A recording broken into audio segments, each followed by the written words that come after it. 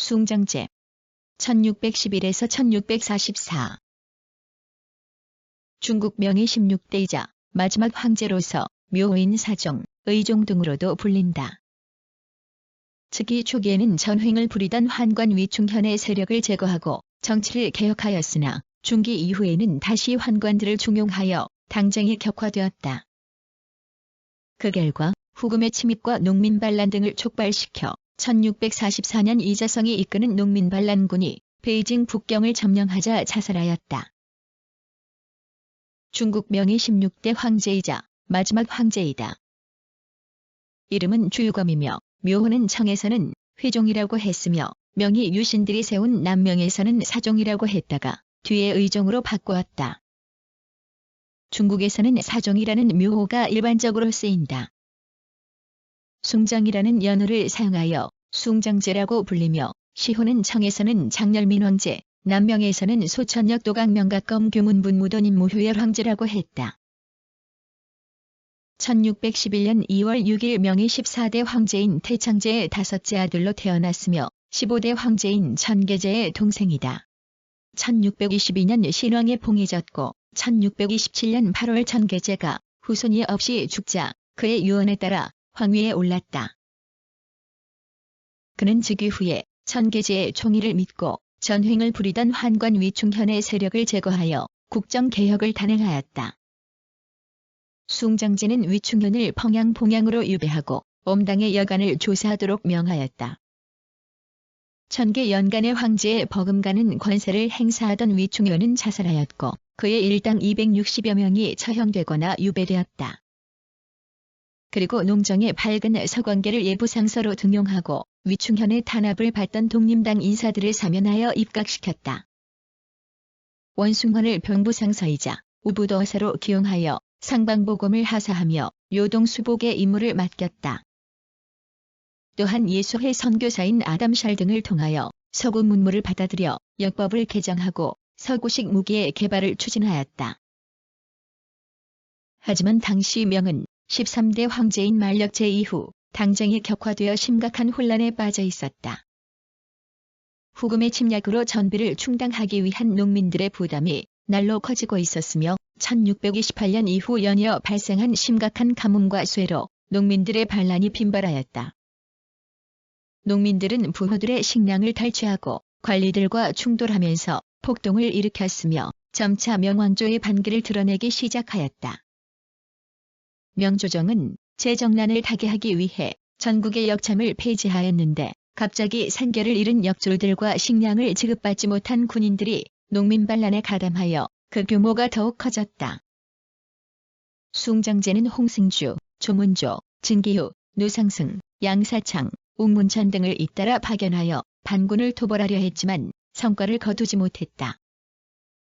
특히 산시에서 일어난 이자성의 농민군은 규율이 엄히 지키고 민생을 중시해 세력을 크게 넓혔다.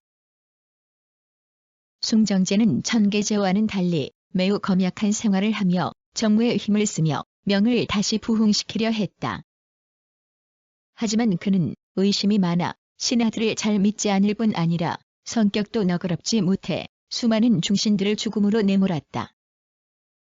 초기에는 독림당 인사들을 등용하였지만 이들을 견제하기 위해 엄당의 인사들을 다시 등용하여 당쟁의 격화를 가져왔다. 또한 즉위 초기에는 위충현을 제거하며 환관들을 정치에서 폐지했지만 중기 이후에는 다시 환관들을 직관으로 기용하는 모습을 나타냈다. 17년의 재위 기간 동안 17명의 상서를 처형하거나 유배시켰고 7명의 총독과 11명의 순모를 처형하여 정치의 불안정을 가져왔다. 특히 1630년에는 원숭환을 모반 혐의로 처형하여 산하이관 산해에서 후금을 막던 병사들의 이반을 가져와 명을 몰락의 길로 빠뜨렸다. 때문에 숭정제의 의심은 명의 멸망을 가져온 중요한 원인으로 거론되기도 한다. 1641년 이자성은 로양 낙양을 점령하고 만력제의 셋째 아들 보광주상순을 죽이고 그 재산을 모두 백성들에게 나누어 주었다.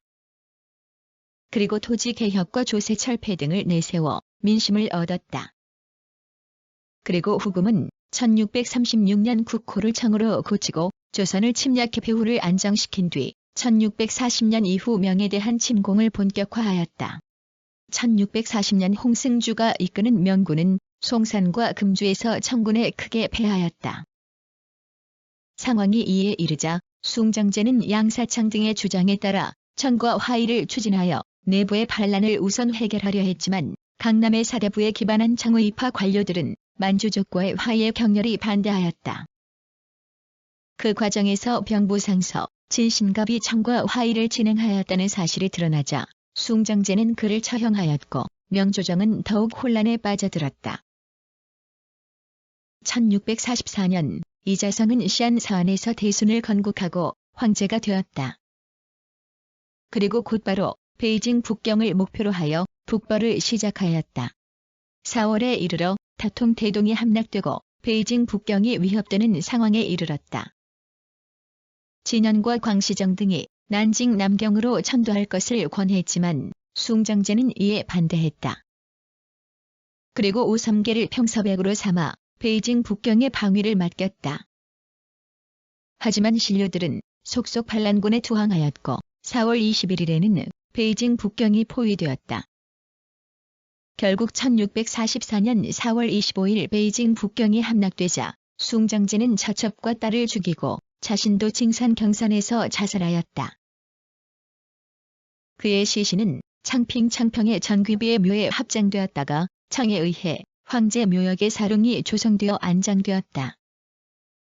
청은 베이징 북경을 점령한 뒤 숭정제를 황제의 예에 따라 다시 장례를 치르고 신민에게 3일 동안 상복을 입도록 하였다.